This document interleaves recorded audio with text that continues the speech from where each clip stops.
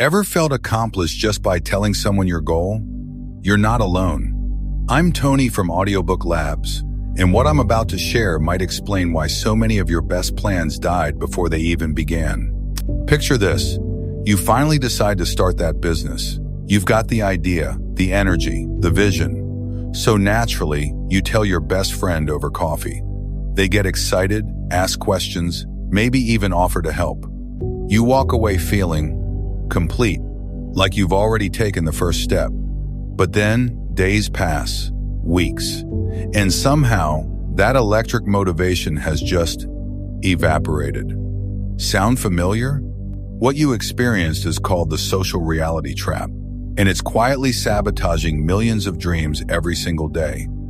But here's the thing, your brain isn't broken. It's actually doing exactly what it evolved to do. And once you understand this mechanism, you can finally escape it. Let me start with a confession. Years ago, I had this grand plan to write a book about overcoming anxiety. I was so excited that I told everyone, my family, my coworkers, even strangers at the gym.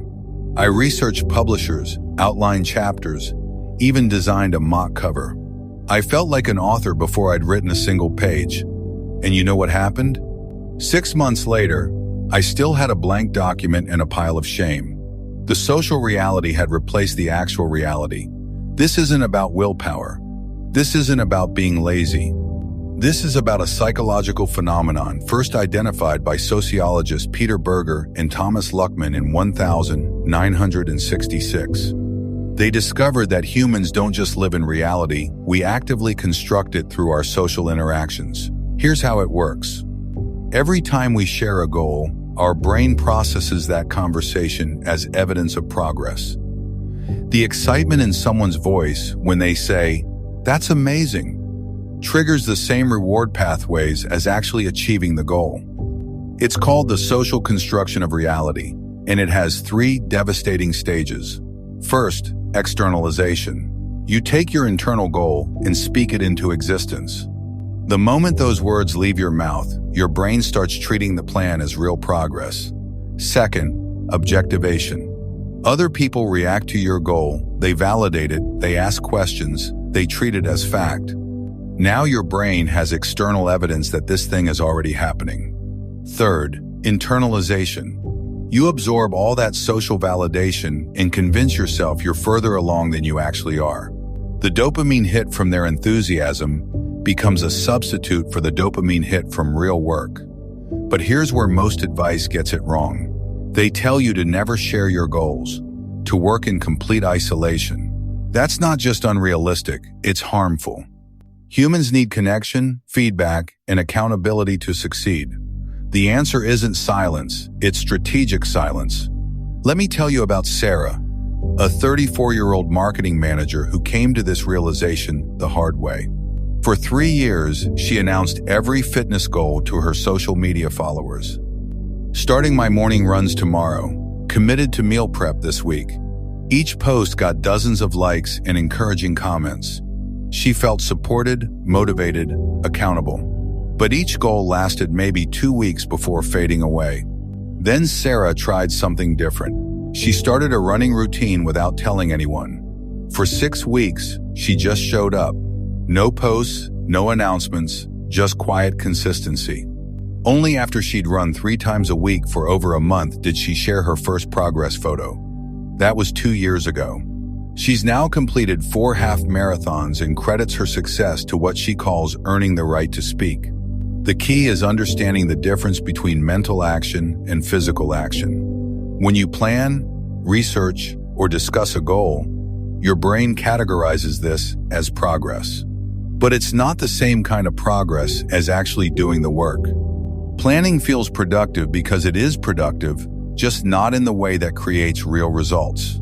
So how do you escape the social reality trap? First, practice the 5-minute rule.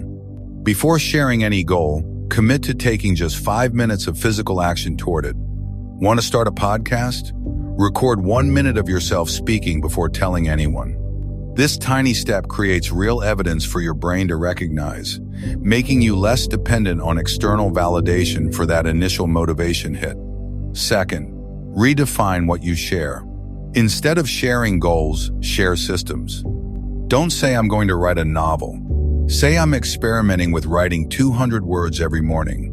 This removes the pressure of a big outcome while still creating accountability for the daily process. Third, build what I call a reality check circle.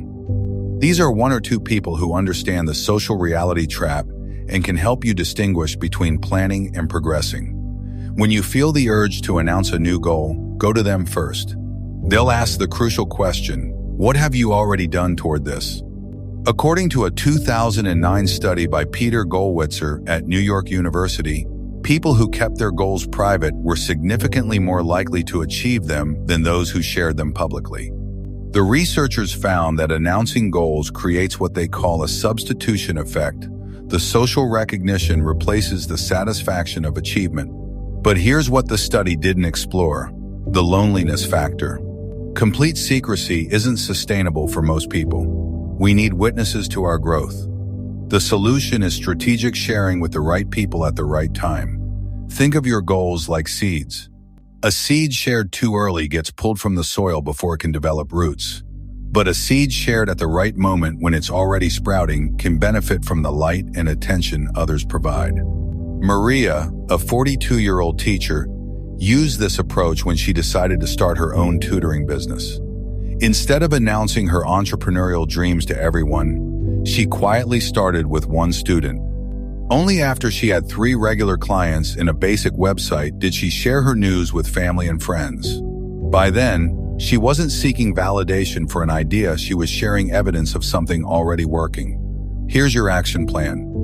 Tonight, identify one goal you've been talking about but haven't started. Tomorrow, take the smallest possible action toward it and tell no one. Protect that early growth like you'd protect a flame in the wind. Your goal deserves to build strength before it faces the elements. The social reality trap isn't a character flaw. It's a design feature of human psychology that worked when we lived in small tribes where talking about hunting was part of hunting. But in today's world, where validation is instant and attention is currency, this ancient wiring can work against us. Your brain wants to feel accomplished. That's not going to change. But you can redirect that need toward actual accomplishment instead of social accomplishment. Start small, start quiet, and let your actions earn the right to speak. What's one goal you've been discussing that you're ready to start doing instead? The comments section isn't for announcing new plans, it's for sharing what you've already begun. Let's practice strategic sharing, starting now. And remember, you're not broken. You're just learning to work with your brain instead of against it. The next time you feel that familiar urge to share exciting news, pause and ask yourself, am I sharing progress or seeking progress? The answer will tell you everything you need to know. For additional resources on goal achievement, psychology, and practical implementation strategies, check the description below. Sometimes the most powerful changes happen in the quiet spaces between what we plan and what we do.